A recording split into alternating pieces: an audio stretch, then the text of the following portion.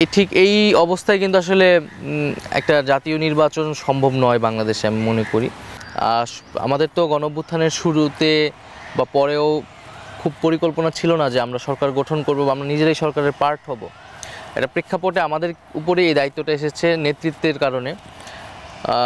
কিন্তু আমার কাছে মনে হয়েছে যে রাজনৈতিক শক্তিটা বাইরে তৈরি হয়েছে, সেই শক্তিটাকে আসলে সংহত করা প্রয়োজন, সেটাকে নেতৃত্ব দেওয়া, গাইড করাটা প্রয়োজন, এবং সেই জায়গায় আমার কন্ট্রিবিউশনটা বেশি দরকার।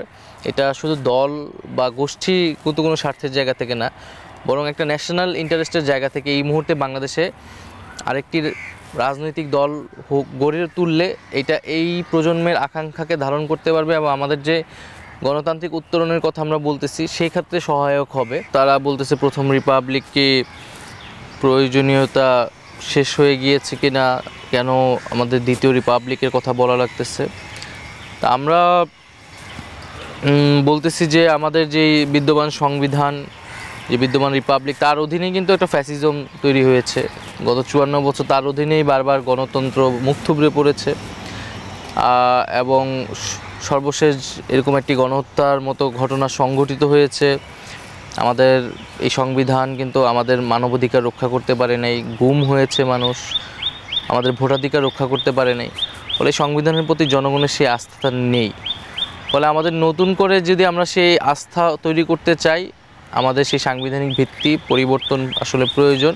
গত 7 মাসে আমাদের প্রত্যাশা ছিল সবারই যে ল অ্যান্ড অর্ডারটা স্বাভাবিক হওয়া, আমাদের যে পুলিশিং সিস্টেমটা সেটা একটা স্বল্পমেয়াদী সংস্কারের মধ্য দিয়ে গিয়ে সক্রিয় হওয়া, সেটার কিছুটা উন্নতি ঘটেছে, কিন্তু আমাদের প্রত্যাশিত জায়গায় বা জননিরাপত্তার জায়গাটা এখনও নিশ্চিত করা যায়নি। এই এখন যে ল অ্যান্ড অর্ডার সিস্টেম বা পুলিশিং ব্যবস্থা, ঠিক এই অবস্থায় কিন্তু আসলে একটা জাতীয় নির্বাচন সম্ভব নয় বাংলাদেশে, আমি মনে করি। আওয়ামী লীগ ইতিহাসে বারবার গণতন্ত্রকে হত্যা করে ফ্যাসিজম বাকশাল কায়েম করেছে।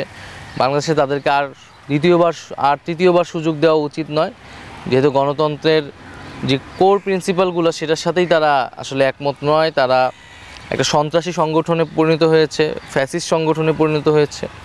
আমরা ধর্মের জায়গায় আমরা বলতেছি যে বাংলাদেশের যেই মেজরিটি মানুষের ধর্ম ইসলাম, সেই ইসলাম ধর্মের যেই ইতিবাচক